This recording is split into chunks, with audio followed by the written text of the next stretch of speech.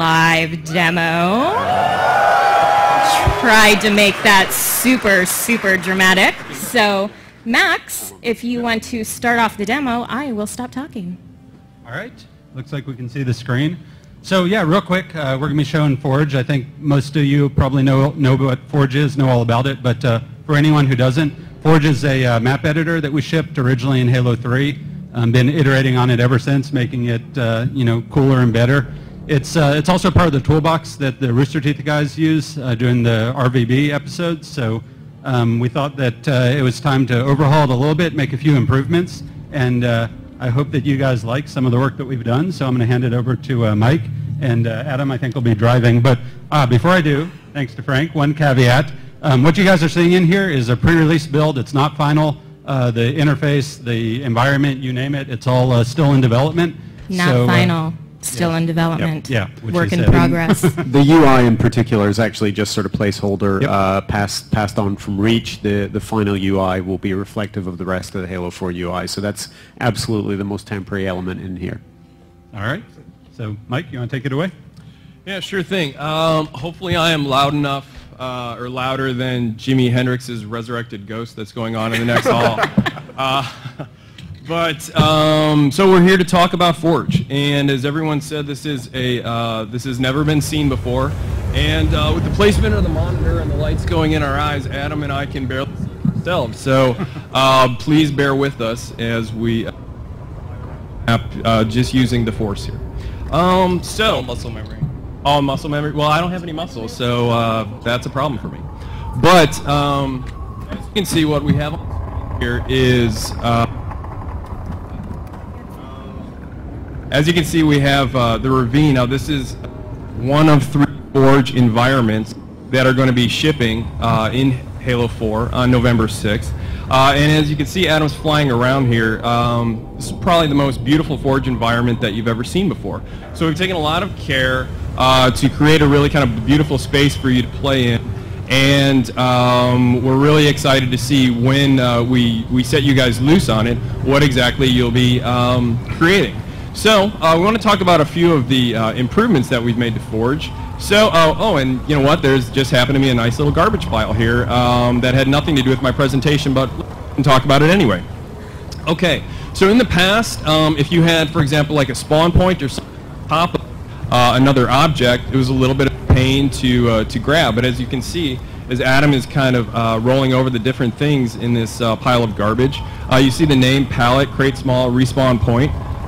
There's no guesswork in terms of what you're grabbing, so there's no trial and error.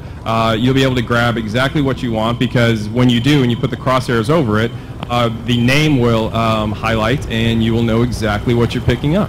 So that's one of the improvements we've put in Forge for Halo 4. So if you have something, so this bunker round, for example, which you see the name down there because we got the nice highlights, and you're placing it, and you're taking a lot of time and loving care to put it exactly where you want it. One thing that used to be a drag was you could easily kind of accidentally bump the controller and move it out of the position, and all that time and loving care that you put into it is now down the drain. But if you have it where you like it, like Adam does here, we've given you the to lock it. So, that's right.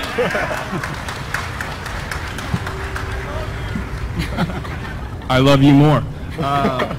So now we have this nice piece exactly where we want it. It's locked. It is going to stay there until the end of time, or when if Adam decides to unlock it and move it wherever he likes. So you see we have this half a bunker. I mean, who out there wants half a bunker? Hey, only that guy. You, out of here, security. Okay, no one wants half a bunker is the correct answer. So, if you have something that repeats, so like a road or racetrack, we've seen a lot of cool racetracks and stuff like that in different course maps. If you have something that you want to repeat, now we've given you the ability to dupe it. So, Adam has, this guy loves duping. Okay, so Adam has duped the base, and he is getting it lined up, and sometimes it used to be a little bit of a pain to get things exactly lined up. If you bump the controller and then the axes were kind of screwed up. So you've spoken, we've listened, and we've created a magnet system. How do magnets work?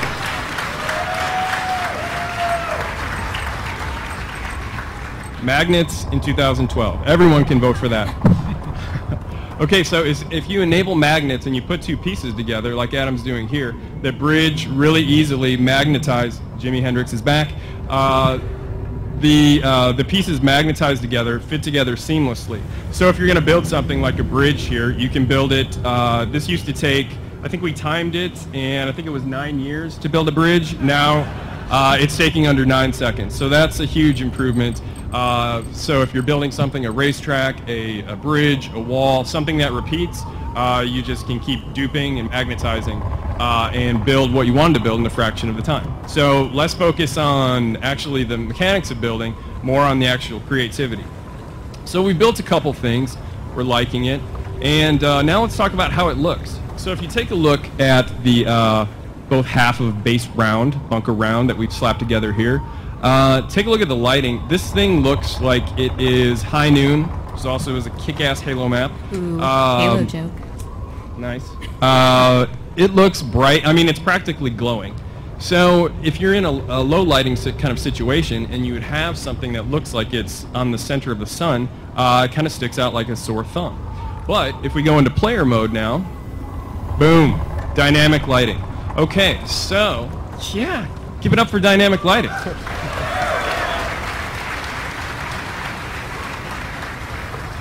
All Forge objects now accept shadows from the environment or other Forge objects. And if you see, like down there where Adam just was, Forge objects also cast shadows on the environment. So that means anything you put down in Forge is going to be a lot more integrated with the environment. So we want to give you the ability to create things faster and more efficiently, but we also have taken a lot of time and care to make sure that whatever you create is going to be beautiful. Did you say what the lighting system is called? Because it kind of sort of has the most amazing name ever. It does. The name is so amazing that it's a trade secret, and I cannot talk about it lest I be killed by Max. It is a very long, multi-syllabled lighting system that I personally am not smart enough to talk about. I know what it does, but the... It has the word probe in it. We'll just leave it at that. Yeah, let's just stay away from probe talk here. But it's really cool, and as you can see, it looks great.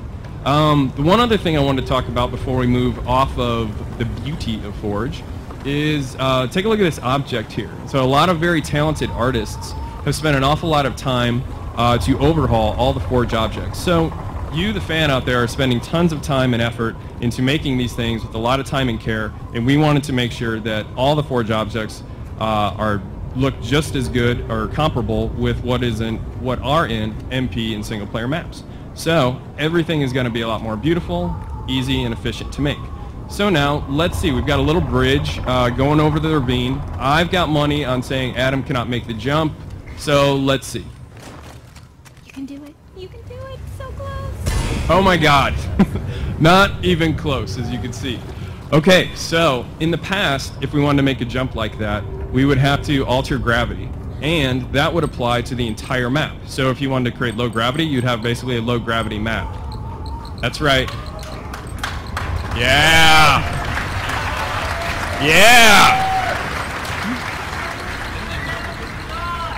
I mean, you guys are so smart, I don't even need to tell you what's going on here. But for that one guy out there, yes, I'm talking about you, sir, who looks confused, let me just describe it. What Adam has done is laid down what's known as a player trait zone.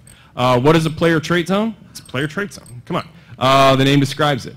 In that little zone that he's made, which he scaled to just really the size of the bridge, you can affect the Spartan's traits. So let's say speed, jump size, or jump height rather, damage absorption, a lot of other things. And so now with that trait zone laid down, let's see if he can now make the jump. Oh yeah.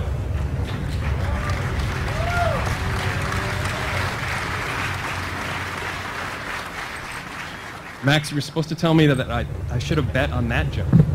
Well, you were betting against me. Oh, that's right, that's right. Well, you pay me, so. Anyway, it all comes from him.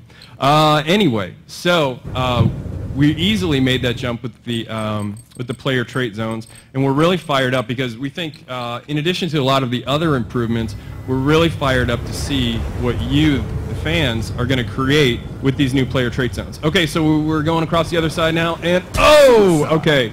We made it easily, but unfortunately we did not stick the landing in Mary Lou Retton or Carrie Struggs fashion, depending on how old you are. Me, I'm old school, so he didn't pull a Mary Lou Retton, and we got to do something to change that.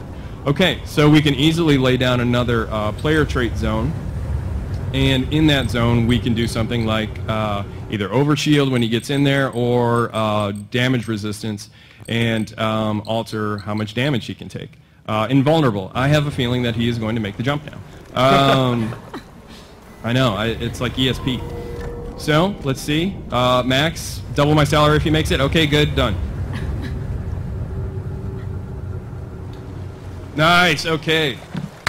See. Okay, and you heard it, double my salary, so that's going to happen. Now I got to pay you $10 an hour? That's right, that's right. Welcome to the big times now. Okay, so those are just a couple things that we've put into Forge for Halo 4, but we're really fired up to see what exactly you guys are going to be creating when we put these powers in your hands. Yeah, thank you, Mike. And we actually have something else related to this that we're going to be showing you all in just a little while after Kynan talks for a bit. So my next sentence may or may not be a hint at what that something later is, but in my opinion, it sure does look like you can make some awesome horse challenges on that map. Ooh, I wonder what's coming next. But Forge is only one of the modes coming in Halo 4, so we're going to talk a little bit about some of the multiplayer experiences that you will be having come November 6th.